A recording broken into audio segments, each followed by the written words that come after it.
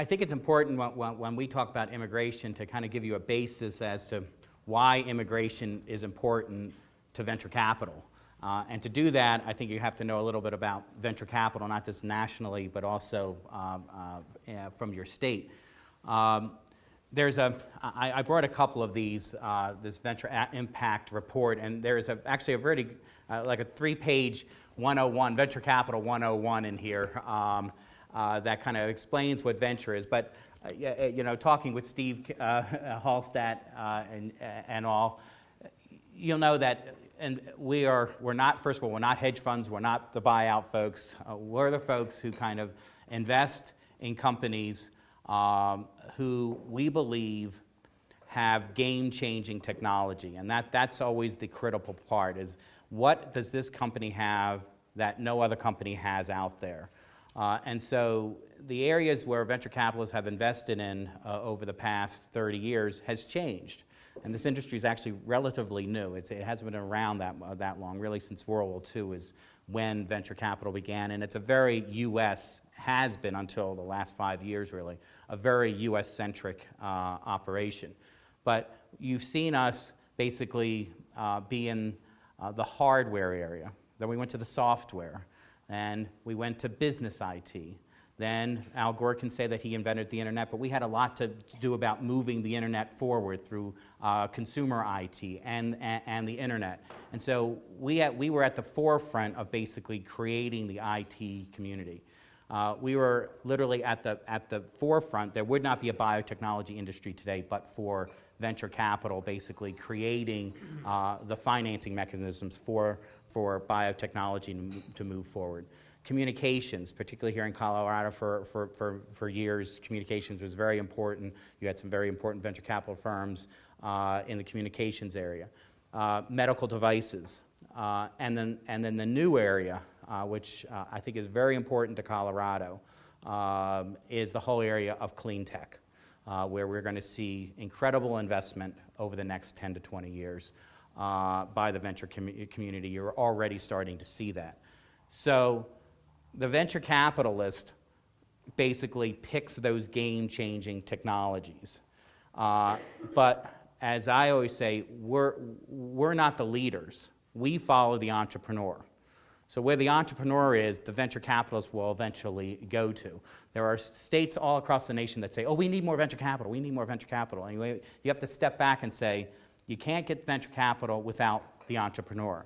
You have to create an entrepreneurial culture and have those entrepreneurs in your region before you can get venture capital. And part of that is good colleges and universities. Part of that is good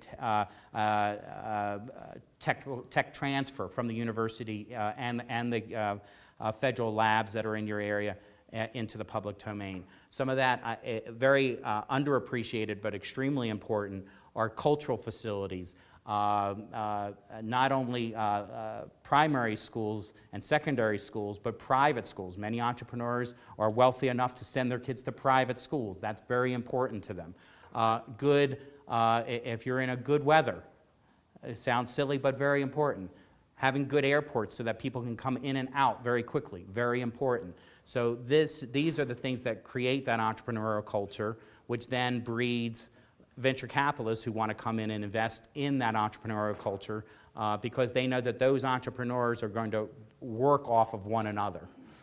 And immigration has played a hugely important part in that whole phenomena, because when you look at different areas of the country and you see where immigrants, and we'll get very much in deep into this American-made study, but where immigrants have settled because of their expertise in certain scientific areas, they will work with one another and basically help one another to create that entrepreneurial basis, which you need to then create a venture capital community at the end of the day.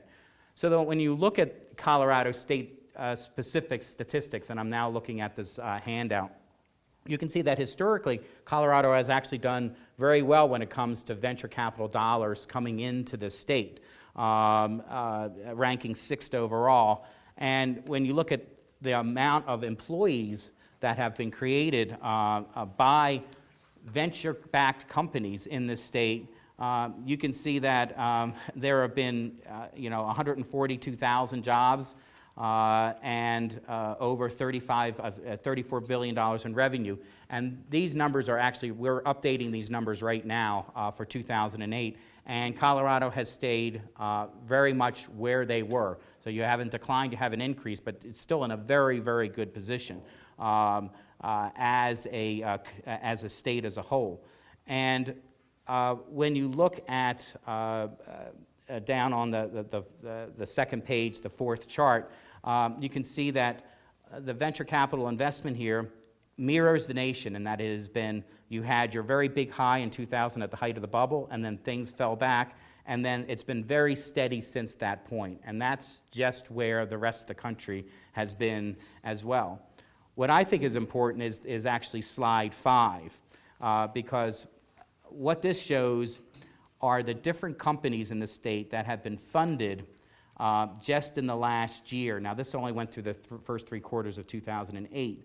But what's important to note here is that there is a broad range of industries being represented here. Now, I did not go, and it would be very interesting to look at these companies to see which of these companies have immigrant CEOs, CFOs, founders. That would be something actually very interesting to look at. But what is important here is that these are the areas that we look at the next 10 to 15 years as being key areas for economic development, and that is biotechnology and clean tech. And clean tech with the interaction, because as you see more and more the convergence of technologies, you're seeing a biotech deal that is really a clean tech deal, an IT deal that is now a clean tech deal.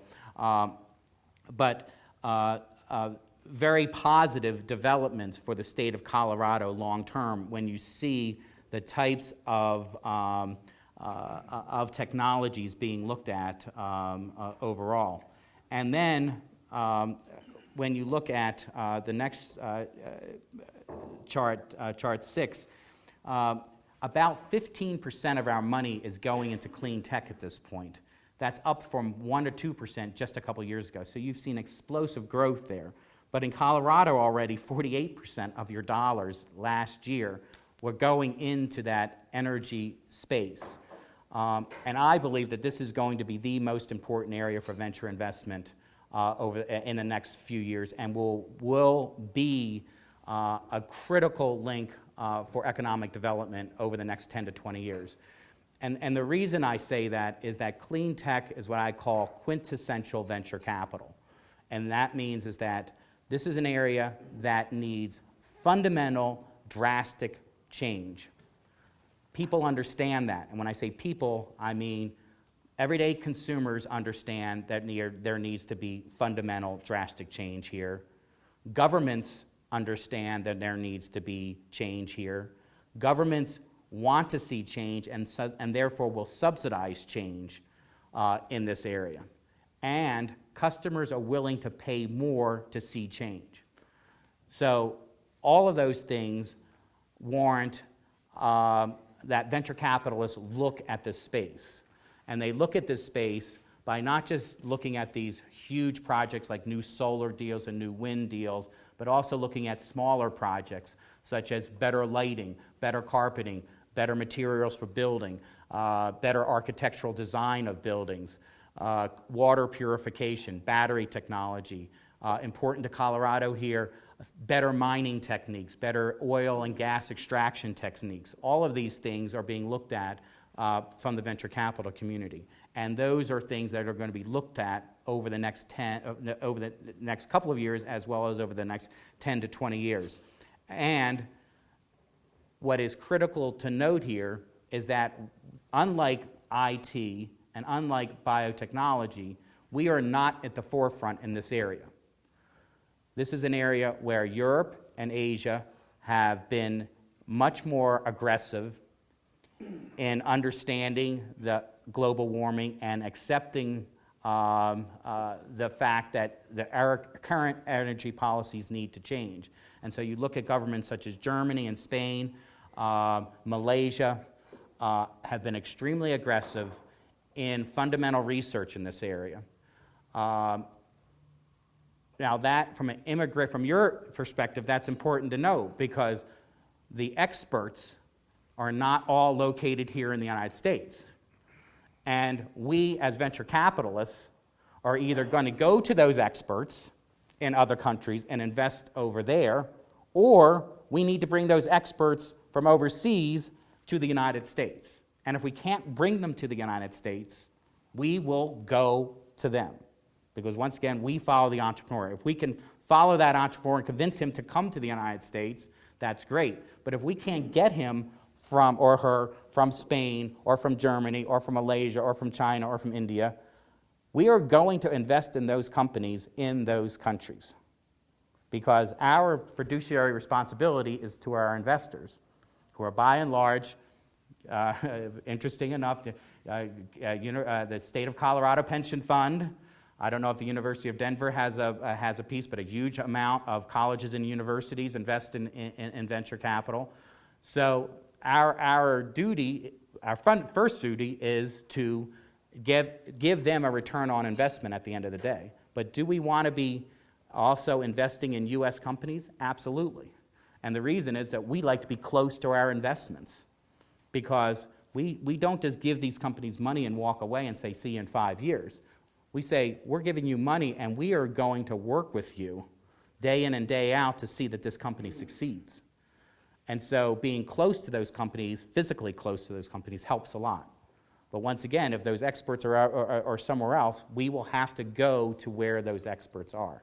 So that's an important angle of the venture capital ecosystem here in Colorado that I think kind of puts in perspective why immigration overall has been very important to the National Venture Capital Association. I've been working in this industry now for 19 years doing public policy, and basic R&D investment and immigration reform, I think, have been two issues that have been around, basically important issues that have been around for those 19 years. When you look at basic R&D, we don't do basic R&D. The governments and large, what used to be the AT&Ts and the Bell Labs and all those did basic R&D. Basically now the federal government does basic R&D. We take that basic R&D out of the colleges and universities and federal labs and apply it. And so that's been a critically important issue, which is also an important issue when it comes to immigration, because what's interesting to note is that many immigrants are doing that basic R&D on the federal tax dollar, because they're working at NIH, they're working at the National Science Foundation, they're working in colleges and universities in the different labs, and so they're using federal tax dollars to create ideas that if they are forced to go home, those ideas are in their head. Everything's now, there's very little that we actually create that's physical. The body leaves the country, the idea leaves the country. And so it's ironic, I think, when you hear those who talk about restricting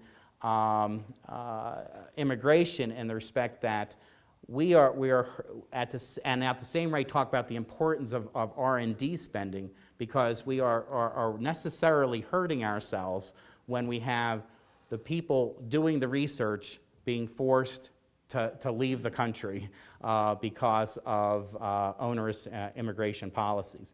So it's a very important angle to the entire equation. Now, yes? Your association is relatively young, but maybe could you put that in, what you just talked about, maybe in context of the last 40 or 50 years, what used to happen in this country versus what's happening now? When it looks at R&D? Yeah, and the fact that we're forcing people to leave after working on a PhD. You know, in the past, what you saw was, Bell Labs, literally, and a couple of the huge entities who had, you were a lifer at Bell Labs. You went in there, you worked. Those ideas were by and large Bell Labs ideas. You signed off, you said that anything that comes out of here, I am not going to own, I don't have any rights to it whatsoever. Today, you have individuals, most of those, even in the pharma space, most basic R&D is not done by any large corporate entity today. Even like I said, the big, large pharmaceuticals rely on the federal government or rely on small venture-backed biotechnology companies to be their R&D pipeline. And they buy our companies. They buy their research and development by buying our companies at the end of the day.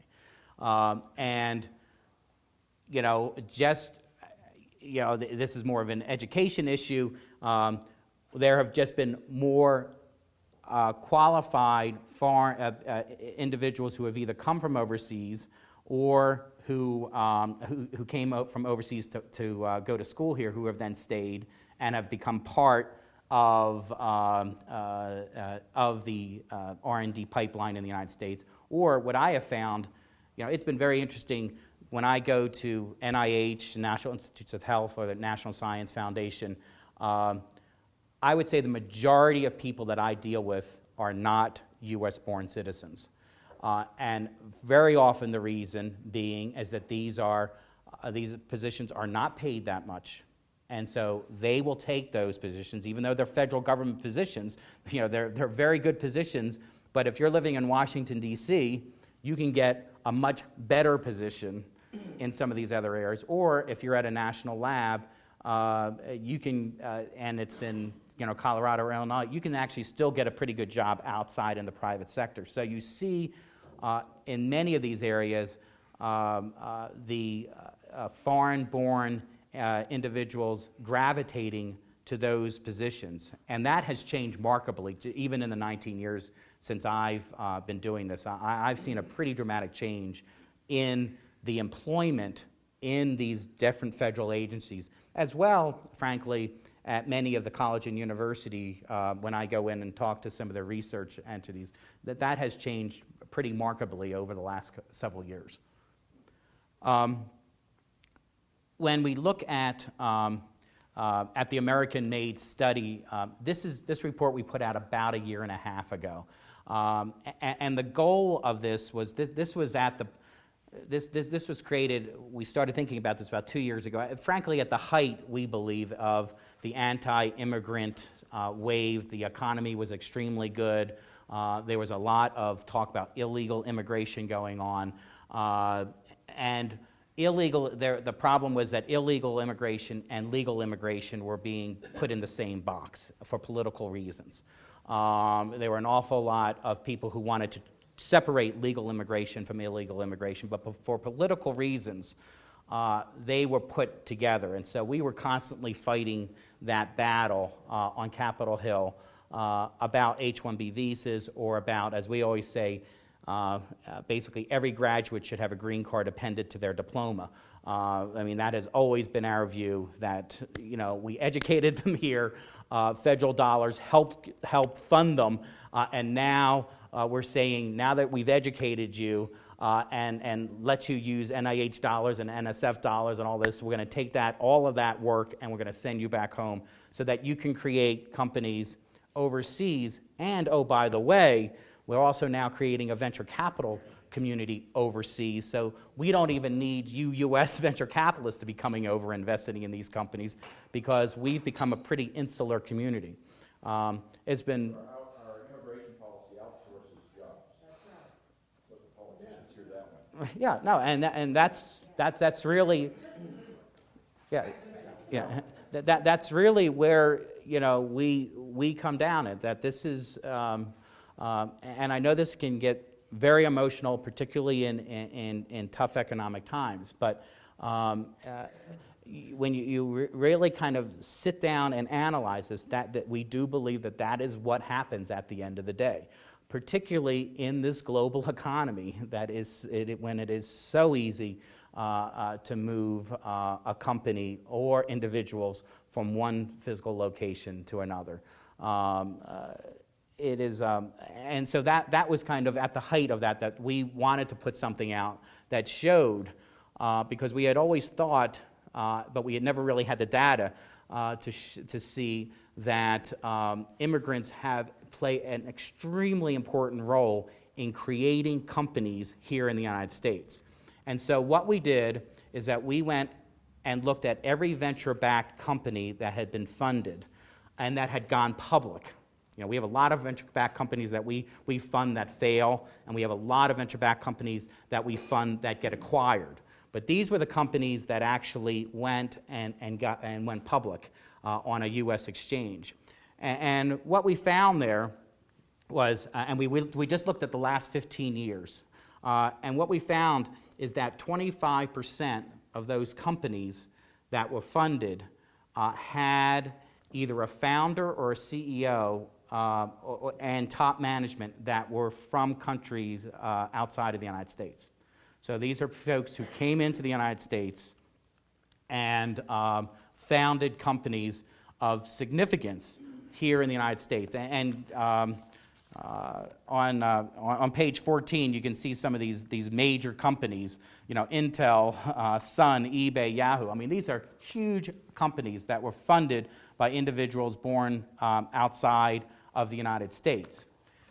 And what we also found is that, okay, so that's what's happened over the last 15 years. What's going to happen over the next 10 years? And so that's where we went in. We tried to find those companies that we are currently funding. How many of those companies have a foreign-born CEO or a foreign-born founder? And there, the numbers were much higher. There, basically, it was almost 50% of those companies have a foreign-born CEO or founder. And people say, oh, well, that's all California. The reality is that once we delve down on that, there is a huge absolute presence in California. But this is a national issue. You are finding immigrants moving to areas all around the country, once again, creating these entrepreneurial communities. And you get groups like TIE, the TIE Indus Group, incredibly effective. These are people who are working together as an entrepreneurial group to support one another. Venture capitalists go into those TIE groups and work with those groups because they know that that's where the entrepreneurs are. Once again, we're the followers, not the leaders. And groups like that have been extremely effective here in the United States in bringing this entrepreneurial culture together. And so we have, if anything, we have seen an increase in the number of immigrants creating these companies. And in our view, that shouldn't come as a surprise, because when you look at an immigrant just by their very nature, these are risk takers. They're leaving their home country and saying, I'm going to go off to another country, many times, you know, with not knowing the language, not having a baseline, having friends, family. And so they are risk takers by their very nature, which is exactly what a venture capitalist is looking for. These are also people who are not afraid to fail, by and large. And that is also what we're looking for. You know, many of our companies fail. Many of our entrepreneurs are repeat entrepreneurs. They've failed in their first one or two companies, and then suddenly they hit the jackpot on their third. A venture capitalist is looking at them, ignoring those failures, saying they learned something from those failures, that actually has helped them to create the next company. And so that has been a very important part. So, you know, they're by their very nature entrepreneurial, in our view. They very often will move into an entrepreneurial area where they're getting some sort of confidence building from others who are in the same boat. And you know, we think long term that they want to succeed, and actually, when you read the report, you'll see they want to stay here in the United States because they view this country as literally still the land of opportunity. And so it's amazing when you see that kind of creativity. Now, does that mean that we as United States citizens don't have that creativity? No. I mean, we still see a lot of venture-backed companies being created by U.S. citizens. But in this environment, those entrepreneurs who are not U.S. citizens are going to continue to do what they can do outside of the United States if they have to move offshore. And one thing that this report doesn't show is this phenomena of the last couple of years. And that is, if you look at most of these successes, they are in the IT space.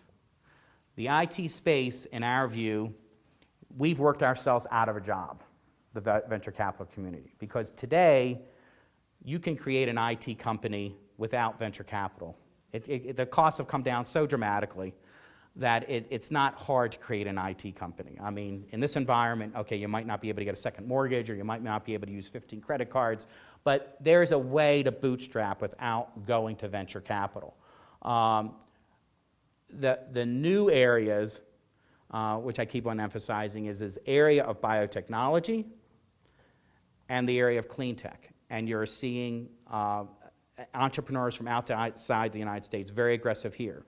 In the biotechnology space, certainly you saw advancements outside the United States because some of the stem cell restrictions here in the United States over the past decade. But at the same rate, the United States remains very much at the forefront in life science research. And you have people who want to come to the United States and do research here in the United States. But you have seen pockets in England and in China in particular, and in Korea, being very strong in the biotechnology arena. But that is ours to lose. And there are people who want to be looking at biotechnology and doing that research and creating those companies here in the United States, because we do have that infrastructure here. We do have good lawyers, and this is important. We have good lawyers here. We have good patent attorneys. We have good accounting firms who understand biotechnology, and that does not exist in many other parts of the country. So this is an area where we can lose that if we don't keep allowing those people to come in to do that research. On the clean tech side, as I said earlier, there you have what I call the democratization of venture capital going on. Venture capital has been pretty much of a bi-coastal phenomenon. You know, California, Boston, and with a couple places in between. But clean tech is an area where many parts of the country are going to be able to take part, because clean tech, when you look at tidal technology, you should be near oceans. You have to have experts near the oceans for that. Wind technology is in a different part of the country. Solar is in a different part of the country. Battery technology, many of the people in the Midwest understand that because they came out of the big three automakers. When you look at water purification, a different part of the country. When you look at mining and technology, once again, different parts of the country. So here's an area where U.S. does have good expertise in many of these areas, and many colleges and universities have that expertise. But you're also seeing China in particular being extremely aggressive in the clean tech space because they have to be. And they want to come to the United States to get that education in mining and exploration, which is right here in many of the Western states. They want to go to where they can learn about coal purification. And so they're going to the schools in the eastern part of the country where you still have very good mineral classes going on. But they are going to take what they learn and go back home once again and create those companies that we need to create here if we don't let them stay. And so this next huge wave of innovation is truly at risk, particularly, as I said earlier, when they actually, in many countries, are actually ahead of us already. So this is the first area that we are actually playing catch-up on, and if anything, our educational system continues to be number one when it comes to that college and doctorate level. But if we are if we're allowing them to come in and then forcing them to go home, that is the worst thing to be doing in this very critical area long term. What I also thought was interesting in this report is that everyone talks about India and China constantly, and for good reason. But once again, when you look at biotechnology and clean tech, you also need to be looking at countries like Israel and many of the European countries who are also trying to have people come into this country and can't get proper documentation. So this is not simply a China-India a phenomena. This is an issue that comes from many other countries as well. I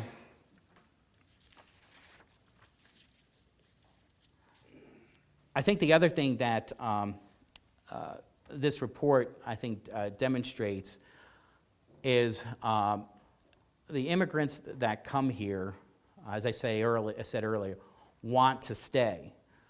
But this was made 2 years ago, as I said, a year and a half ago.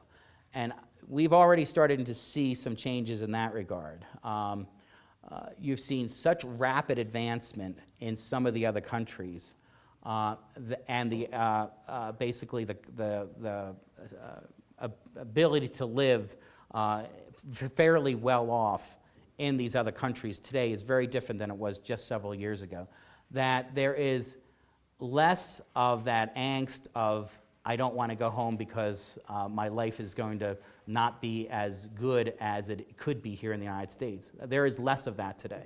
I know that there continue to be immigrants who fight to get that H-1B visa or that green card, but there are also a growing number, I think, who are saying, you know what, I'll work this issue, but if it doesn't work out, I'm going home, my family's there, the economy is much better, the standard of living has gotten tremendously better.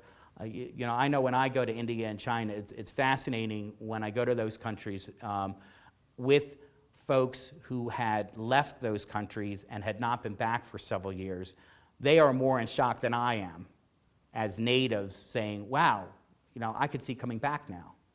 I mean, and they're as shocked as I am in the respect that they weren't expecting things to have gotten as better as they have, and so that is also an important criteria moving forward. That a lot of them are going to give up and they're going to say, you know what, I'm going to go home and the heck with the United States. I'm going to create my country.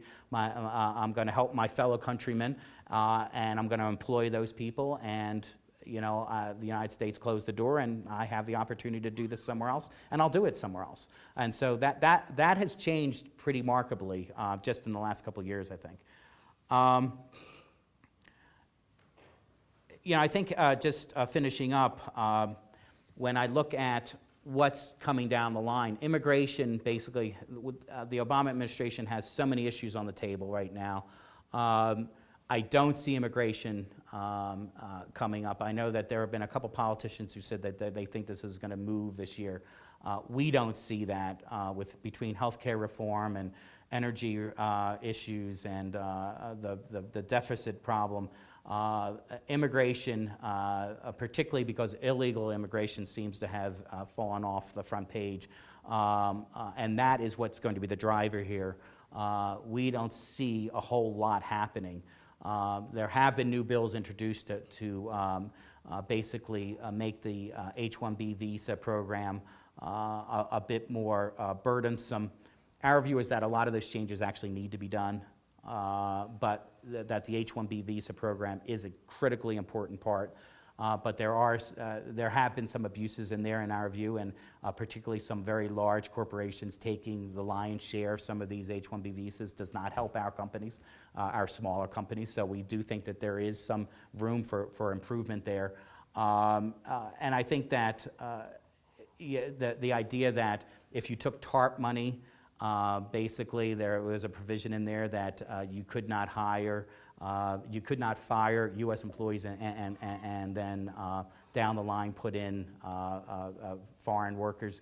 You know, those are restrictions that you kind of have to look at and say, you know, from a long-term perspective, are they good? Short-term, you can see why they did it, but long-term, they could have significant consequences.